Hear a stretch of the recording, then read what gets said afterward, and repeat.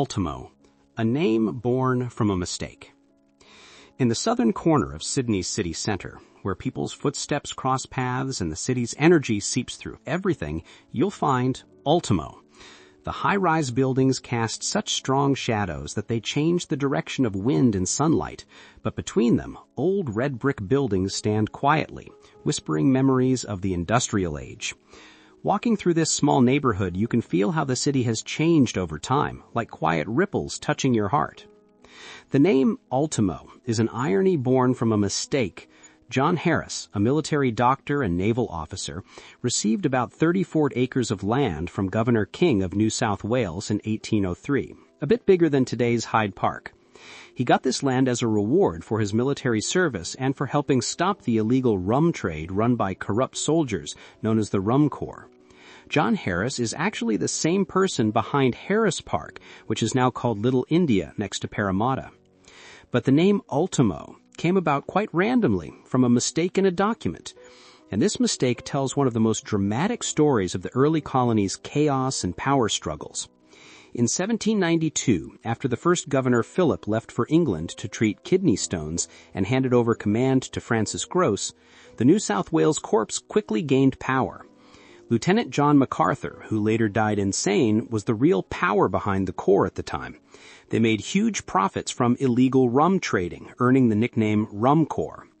When the next governor, John Hunter, tried to investigate their corruption, he ended up being called back to England instead. Then came Governor King, whose strong crackdown broke the Rum Corps' power. In revenge, they turned on John Harris. They made up charges and tried to court-martial him, but their plan fell apart because of a mistake in the paperwork. They should have written instant, meaning the same month, but wrote Ultimo, meaning the previous month instead. This accidental error saved Harris and eventually became the name of his land. Someone's evil plan to trap another person collapsed because of one mistake, and that mistake became the name of a neighborhood that lasts forever. And Harris Street became a road that remembers his contributions. In the late 1800s, Ultimo's sky was full of factory smoke. Taking advantage of being close to the railway, factories popped up everywhere, and workers' footsteps created the neighborhood's rhythm. The clunking of machines, the clashing of metal, workers' calls, that was Ultimo's symphony. But even hearts changed their beat eventually. Factories closed, smokestacks stopped smoking, and in their place, a different kind of life moved in. Walking through Ultimo today, you'll see shiny glass buildings next to old warehouses and UTS campus spread out where factories used to be. Students' footsteps are just as busy as the workers' footsteps from the past. The only difference is where those steps are heading. Not to machines, but to libraries. Not to workshops, but to lecture halls. This place isn't about making things anymore. It's about learning. But maybe learning is the most fundamental kind of making there is. Instead of stacking bricks and cutting metal, people are building thoughts and shaping the future. Ultimo hasn't changed its essence, it's just changed its form. At 11 a.m., in a car heading from Mascot to Ultimo, 2 Chinese students named Ling and Li Wei were riding together. 4 cardboard boxes were riding along too. I asked, "What are you going to do with those?" They laughed and answered, "Our dorm room is small, so we're organizing our stuff."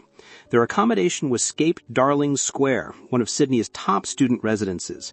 The facilities are great and the service is excellent, but from a user's perspective, there's never enough space. Hence, the cardboard, the most efficient and economical solution. But somehow, it feels very Chinese too. I asked them how school life was, if they felt lonely. They shook their heads. There are lots of Chinese friends at school. Our relatives run a shop nearby. We're fine. At that moment, I realized my worries were unnecessary. They already had strong roots. Chinatown next to Ultimo, a little China. Watching the students carrying cardboard boxes walk away, I saw and felt another side of Chinese Australians. Ultimo isn't grand. It's just a neighborhood in one corner of the huge city of Sydney, quietly growing old. But in that quietness, there are stories. A name born from a mistake, smoke pouring from smokestacks, students carrying cardboard boxes, all pieces that made this neighborhood. The past hasn't disappeared, and the present hasn't erased the past. They embrace each other and breathe together. That's probably Ultimo's greatest charm.